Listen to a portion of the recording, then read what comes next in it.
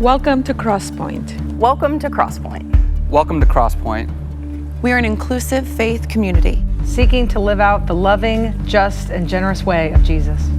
We are participants in a long tradition. It's less concerned with doctrines and dogma that demand total agreement, but a life to be lived, enjoyed, and given away to others.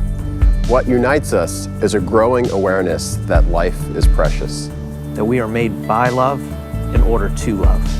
This community is comprised of and affirms the entire human family, regardless of race, age, creed, physical abilities, marital or economic status, gender identity, or sexual orientation. So, if you're curious and have come to see, if you are tired and have come to rest, if you are grateful and have come to share, if you are wounded and have come to heal, if you're joyful and have come to celebrate, if you are uprooted and have come to belong, welcome home. Welcome home. Welcome home. Welcome home.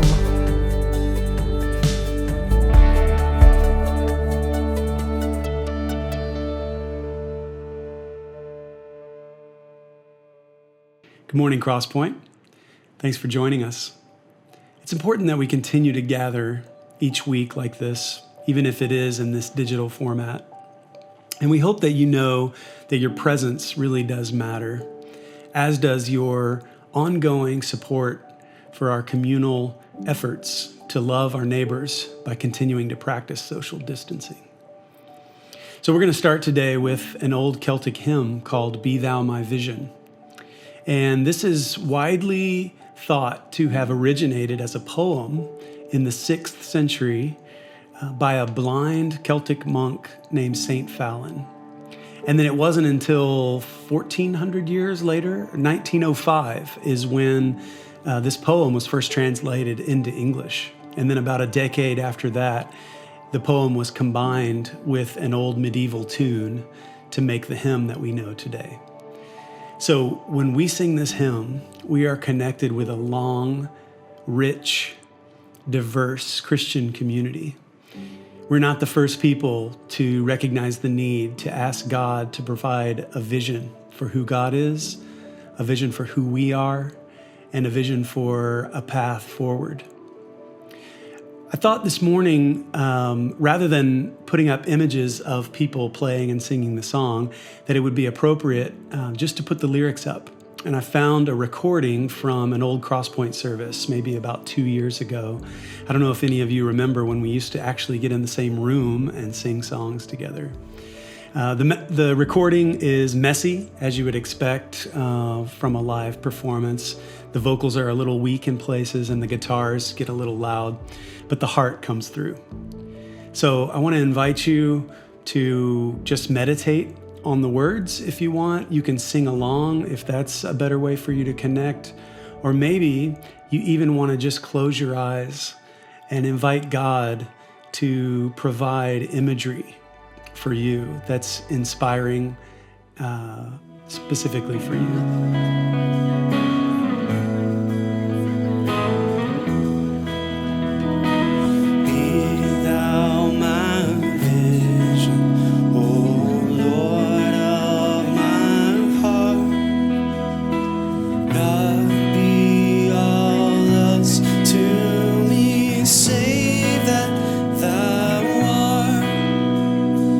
Thou my best thought, by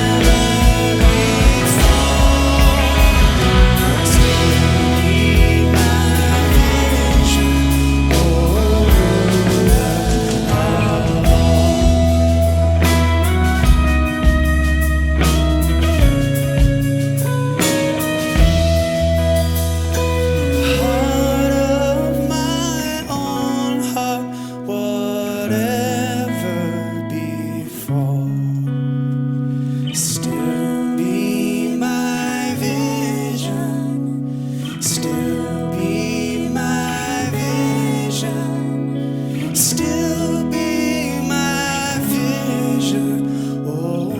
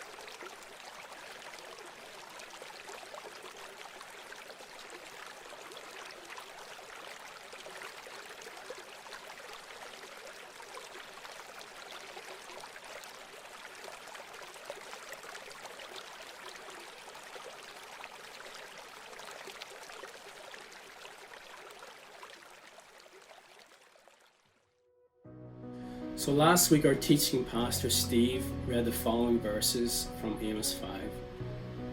I hate all your show and pretense, the hypocrisy of your religious festivals and solemn assemblies. I will not accept your burnt offerings and grain offerings. I won't even notice all your choice peace offerings. Away with your noisy hymns of praise. I will not listen to the music of your harps. Instead, I want to see a mighty flood of justice, an endless river of righteous living. In a letter from a Birmingham jail, Martin Luther King refers to Amos as an extremist for justice. And God is interested in justice, and He wants us to be chasing after that. And if we're not, and we're going to church and we're hugging our Christian friends on Sunday morning, it doesn't impress God. He sees right through that. We need to be extremists for justice like Amos, and we need to stand up for justice where we see injustice.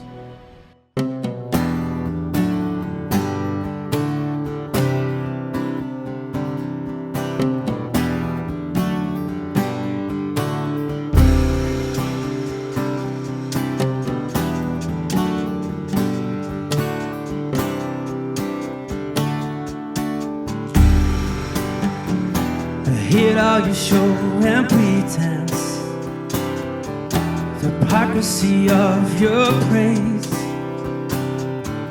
the hypocrisy of your festivals.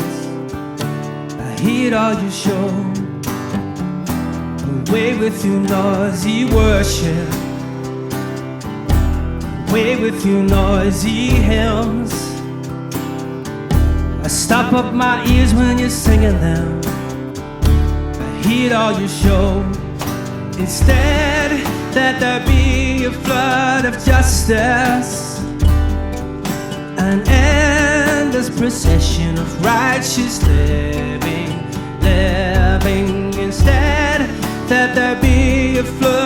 justice instead of a show.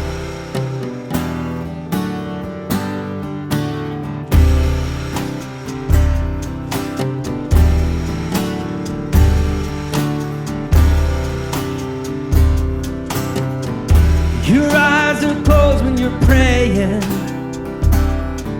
You sing right along with the band. You shine your shoes for services. There's blood on your hands. You turned your back on the homeless and the ones that don't fit in your plan. Quit playing religion games. There's blood on your hands. Instead, let there be a flood of justice, an endless procession of righteous living.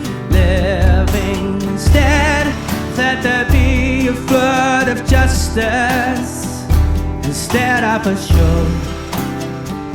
I hate all your show. Oh, let's argue this out. If your sins are blood red, let's argue this out. You'll be white as the clouds. Let's argue this out. Quit fooling around. Give love to the ones who can't love at all. Give hope to the ones who got no hope at all. Stand up for the ones who can't stand it all.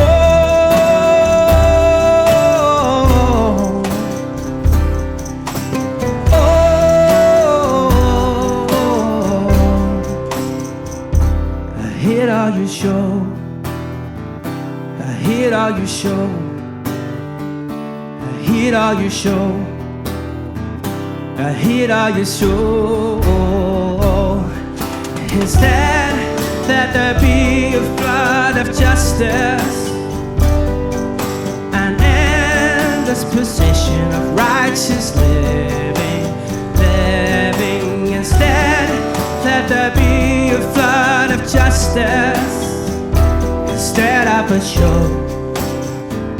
I hate all your show.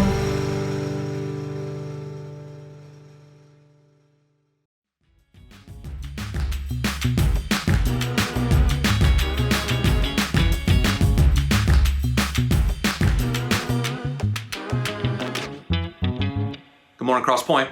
Really good to just be able to join with you again today as we try to remind everyone who's a part of our community every week that if you want to contribute to what we're doing and to the ways that we're trying to love and serve in our city and in our world, you can go to our website, crosspoint.org/contribute. You can find all sorts of information there about where to mail in checks if you want to do it that way, credit card, debit card information, PayPal, stocks, all of that.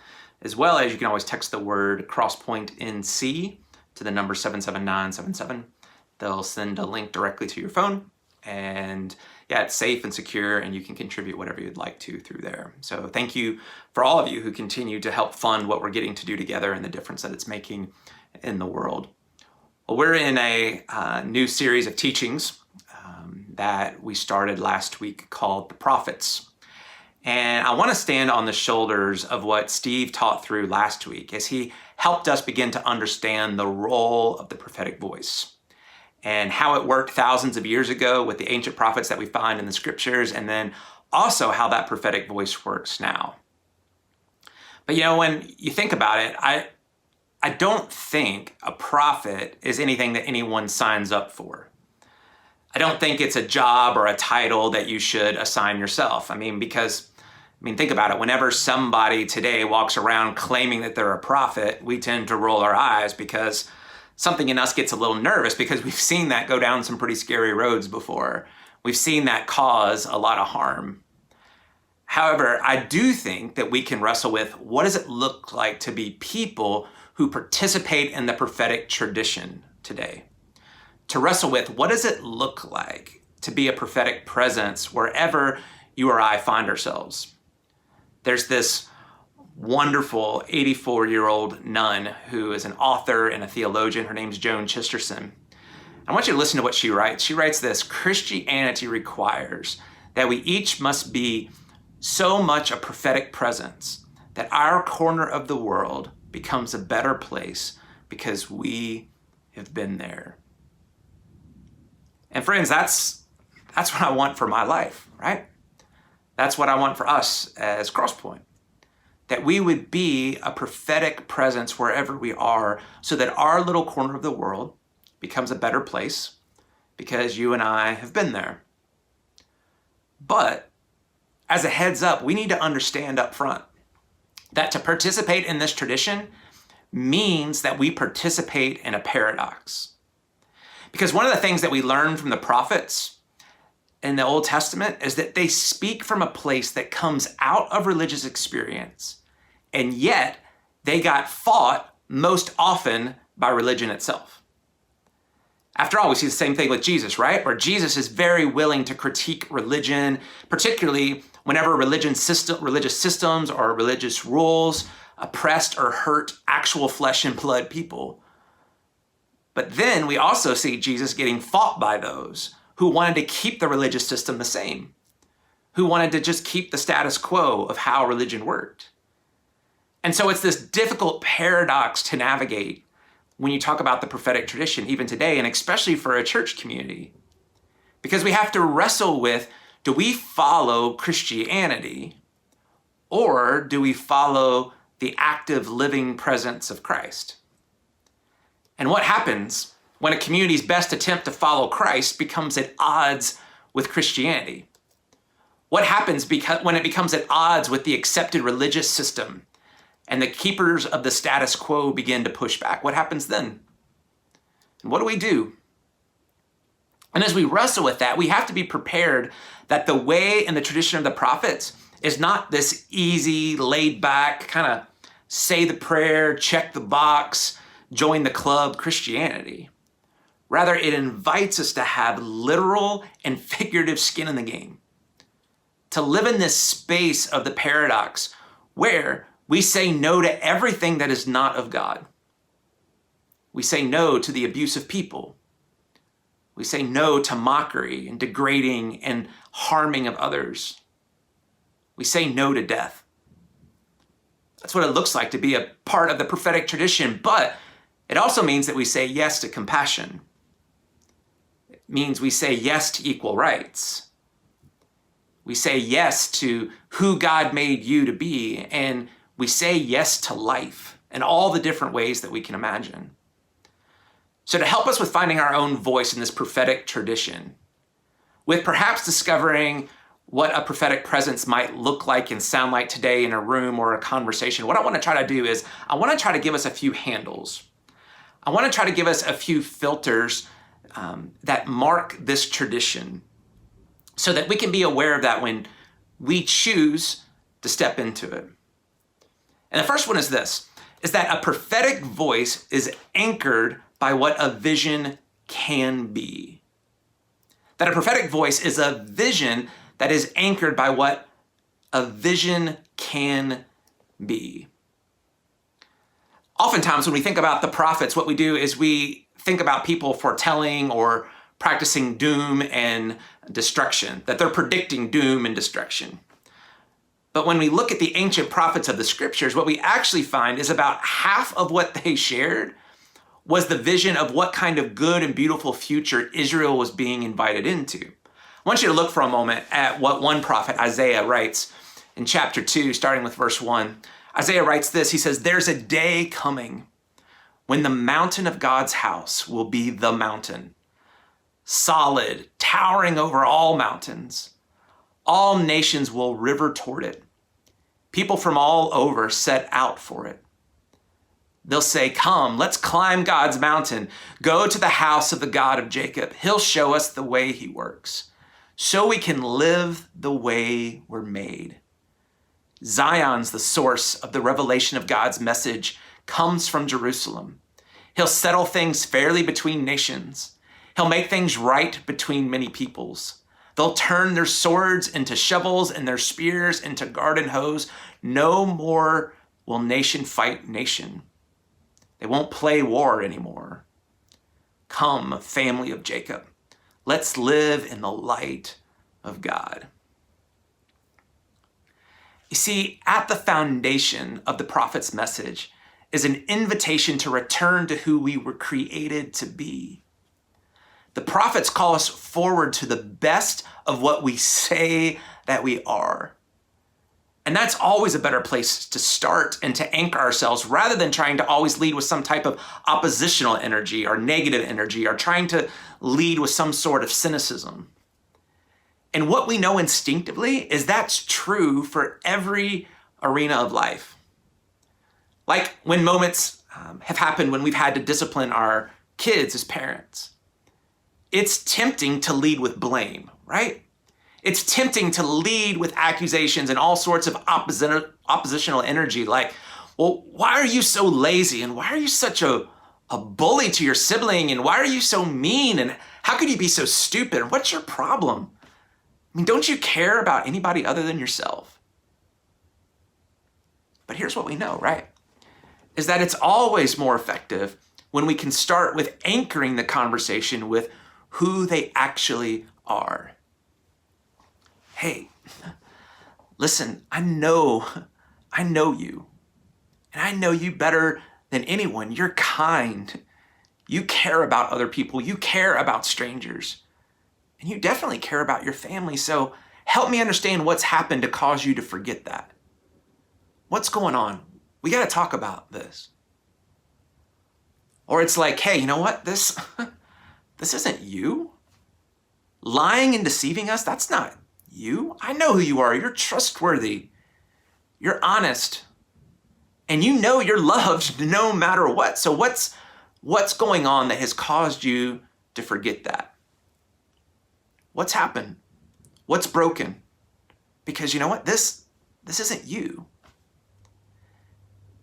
And in lots of different ways around here at Crosspoint, we've called this living in the pattern of the scriptures, where our story begins in Genesis chapter 1, not Genesis chapter 3. And for far too often, religion today wants to start our story in Genesis chapter 3, wants to start with the story of when sin comes into the world. And so we start with the story of many times, well, you know what? You're sinful, you're bad, you're dirty, you're unworthy. And then the rest of the religious experience is then about, okay, well, here's how you go about fixing that. Here's what you need to do. Here's what you need to believe. Here's what you need to say in order to fix that. But in reality, we're part of a tradition that starts in Genesis chapter 1, where when God created the earth, the Hebrew poem says, God called it good. And when God created human beings, it says God looked at them and called them very good. And so it's important that we remember that that's our starting point. That's what we get anchored in, the story of who we actually are. And sometimes I forget that, right? And sometimes we forget that. The big C, church, forgets that. All humanity forgets that. And yes, there's a time to correct and a time to warn and a time to call out. But just side note, because this is really important to note, the biblical prophets rarely call out individual sin. Almost always what they do is they call out the community. They call out the collective whole. And the only exceptions are when they call out harm done by individual kings or individual leaders or individual priests who represent entire groups. But their main concern is always the collective goodness. Their main concern is shaping and guiding history into a more beautiful, transformative future that's more aligned with God's vision for the world. And so as part of this same tradition, we have the opportunity to remind each other as followers of Christ and as fellow human beings that there are times when we forget who we actually are. And we lose sight of a vision of what can be. And we have to then be reminded of what is and what can be possible.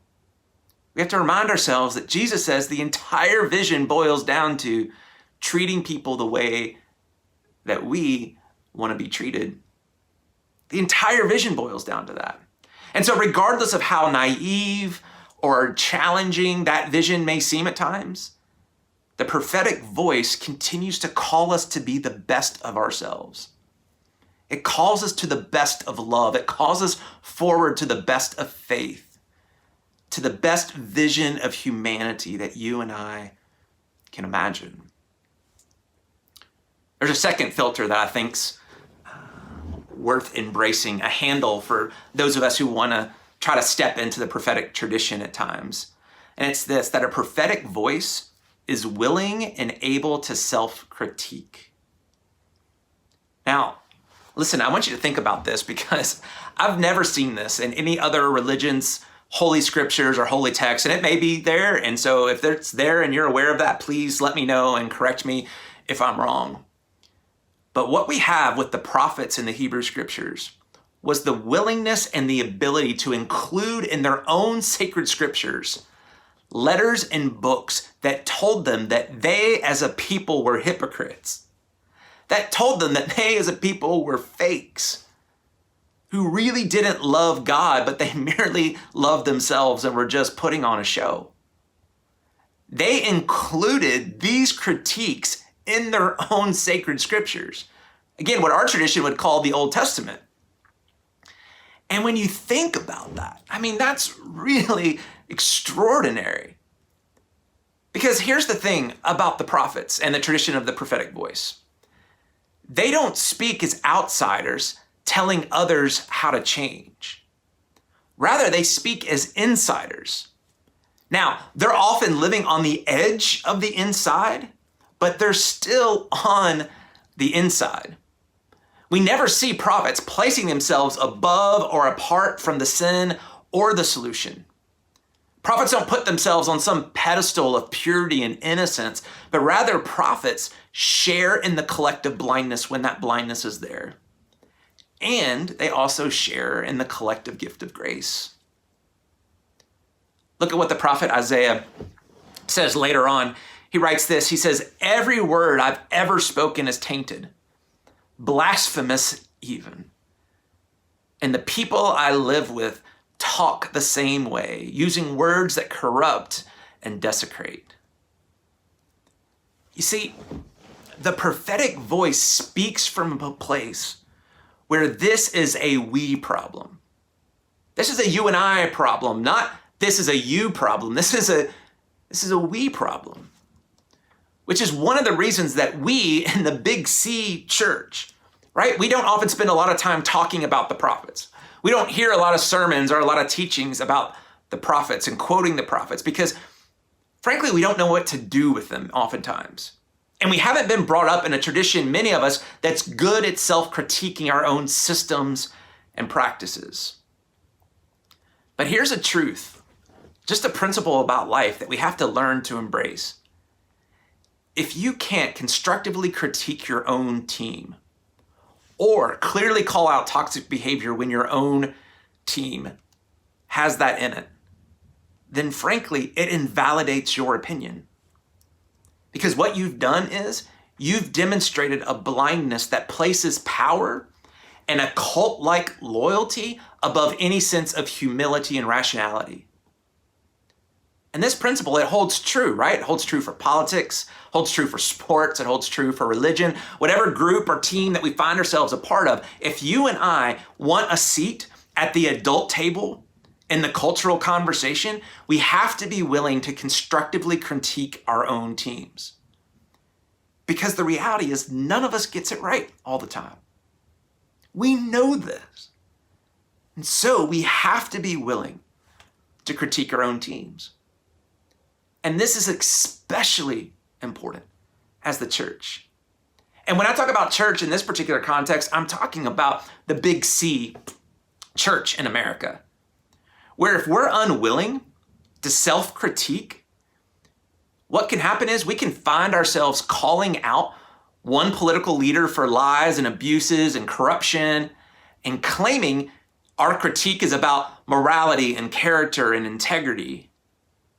But then within the same generation, when confronted with another political leader doing the same things and even worse, we can be found sweeping it under the rug, and suddenly we can be found saying, well, I mean, who are we to judge? And that's where we have to honestly be able to self-critique and go, all right, was this ever about character? Or was it really about power? I thought it was about character and integrity, but maybe it was just about power. Maybe it was about control. Maybe it was about winning. Or where we as the church, we can look at the history of other religions and world superpowers that used force to dominate and conquer and displace and oppress and even slaughter other people groups, and we can be quick to condemn the injustice of that. But if it's our religion doing it, if it's our own world superpower, then we can find ourselves quick to celebrate it. Somehow as God's divine blessing and God's divine right that God has given us. And so please hear me on this. We're not talking about self-condemnation or self-shaming, but we are talking about self-critique. We are talking about a willingness to analyze and assess actions and motives. The New Testament writer Paul, he puts it this way in 2 Corinthians chapter 10. He says, we demolish arguments and every pretension that sets itself up against the knowledge of God, and we take captive every thought to make it obedient to Christ. You see, what Paul's saying there is he's saying we look at actions and motives and thoughts and intent and our intentions. We take them captive, we capture them, and we hold them up to the filter of Christ. And we ask the question, does the heart behind this line up with the way and teachings of Christ?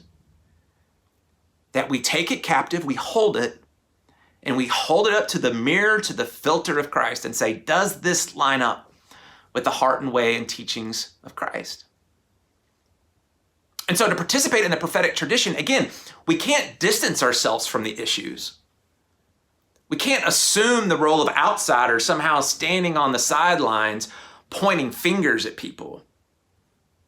But rather, we have to approach it as insiders, people who are willing to self-critique our own movement, self-critique our own team, our own group. And we have to do that at the political level. We have to do that at the religious level. And friends, we have to do that at the global humanity level as fellow human beings on planet Earth. And a third handle that I think is helpful is that a prophetic voice doesn't restrict God with religious rules and regulations. Or maybe you want to say it from a positive vantage point, where a prophetic voice frees up God to be God. One of the most helpful filters for me through the years has been what one New Testament writer, Paul, again, he calls the fruit of the Spirit of Christ.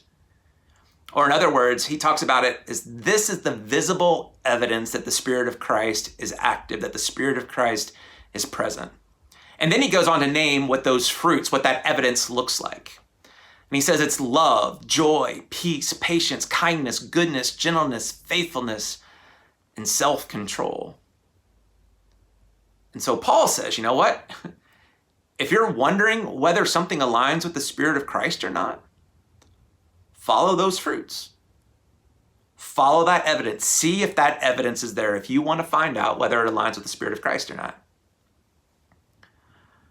But too often, we can hear parts of the tradition that we're a part of, and we can even hear ourselves restricting God with all sorts of religious rules. And we hear parts of the tradition, and we hear even ourselves say at times, well, you know what? God can't honor baptism unless it's done with a certain type of water, or unless the water ends up covering at least this much of a person's body, then it doesn't really take. Or you know what? God can't meet someone in the beauty of a communion meal unless the bread is made this particular way, or unless the person adheres to this belief statement, or they claim this type of religious label or category. We hear people say, you know what, or God can't speak through or use that person's leadership gifts. for the good of the kingdom of God because that person's divorced, or that person's a woman, or that person's gay, or that person's trans, well, then God can't use them. Or we say, well, God can't use you, or God will even be against you unless you interpret this particular passage of the Bible this particular way. And if you don't think it means what I think it means, or if you don't think it means what my parents told me it means, or what my pastor growing up told me it means, then obviously God can't use you. You see, religion and religious systems always want to decide where God can and can't work. And that's what happens when we try to shrink and restrict God, and we lose sight of the big picture of what Scripture tells us is the evidence of God working. The evidence of Jesus' kingdom that he talks about, where we find things like love and joy and peace and kindness and faithfulness. Because when you and I just kind of by default, whenever we lose sight of the big picture, we often become obsessed with little pictures that we feel like we can maintain some control of. So we get all uptight about these little things and we try to restrict and we try to control because we've lost sight of the big vision. We've lost sight of the big dream. But to participate in the prophetic tradition is to practice the art of letting God be free to be God. And wrestling with questions like, well, what does love look like here? What does kindness look like in this particular moment? What does it look like to be a part of peacemaking and shalom in this particular situation? Now, as we wrap this up, here's the thing, right? We're in a series where we're studying the ancient prophets. And these can be some hard realities and some hard texts. But we're also living in some really hard days right now. And the reality is, doing the relentless, disciplined work of hope, doing the work of imagining a better future and wrestling with what's getting us off track, that can be exhausting in and of itself sometimes. And doing the work of self-critique and how we ourselves in different ways contribute to systems that harm and oppress others is difficult and humbling. And doing the work of just trying to wake up to injustice that's happening in our world, that's happening to fellow human beings, it can all feel very overwhelming at times. And all of that's true. But I want to share with you an excerpt from, again, that 84-year-old nun and theologian, Joan Chitterson, that I mentioned earlier. I want you to listen as she writes this. This moment is a daunting one. At every crossroad, every one of us has three possible options. The first choice is to quit a road that is going somewhere we do not want to go. We can move on in another direction. We can distance ourselves from the difficulties of it all. We can leave the mission unfinished. The second alternative is to surrender to the forces of resistance that obstruct our every step toward wholeness. We can succumb to the fatigue of the journey that comes from years of being ignored, ridiculed, or dismissed for our ideas. We can go quietly into oblivion, taking on the values of the day or going silent in the face of them. This choice, in other words, is to crawl into a comfortable cave with nice people and become a church, a culture, a society within a society. We can just bunker down together and wait for the storm to calm down, go by, and become again the nice, warm womb of our beginnings. The third choice is to refuse to accept a moral deterioration of the present and insist on celebrating the coming of an unknown but surely holier future. The third choice is to go steadfastly on, even if we are not sure what we will find at the end of it. The third choice is to follow the path of the prophets of old. It is to echo those who came before us, who spoke the voice and vision of God for the world. It is to risk, as the prophets did, not really being heard at all, at least not until long after the fact. The third choice is a choice that demands great courage. But courage, however, apparently fruitless, is not without its own reward. Anais Nin wrote once, "Life shrinks or expands in proportion to one's courage. And courage is a prophet's road." The prophets had a choice. So do we. But we must never forget as well that the prophets were people like you and me. They were discouraged by the chaos of the present. They were weary from trying. And they also toyed with the same three options that challenge us yet. And they had to decide whether they would forego the struggle entirely, surrender to the prevailing culture, or refuse to agree with the injustice of the time. So, here's what I'm praying for myself and for all of us at Crosspoint. What I'm praying for is courage. And to be really clear, the question isn't, how in the world can we do all of it? The question isn't, how can we do it all? The question is, do we have the courage to do any small thing to participate with Christ in the healing and the resurrection of the world? Do we have the courage to do any small thing to participate in the healing and the resurrection of the world? And whatever small thing we choose to participate in our little corner of the world, what it's going to require from you and I is courage. And so here's to you and I showing up. Here's to all of us at Crosspoint showing up with courage, however that looks for each of us. Let's pray together. God,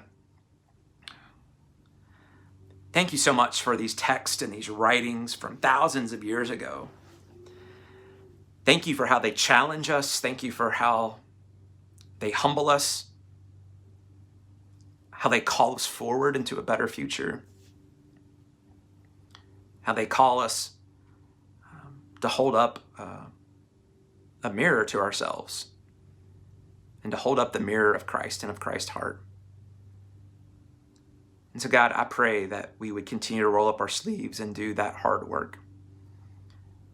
And I pray that we would be people that would be marked by courage.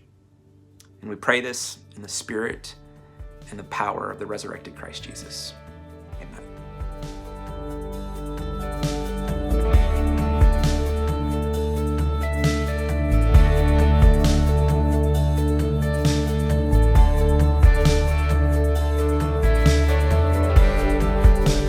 Welcome home.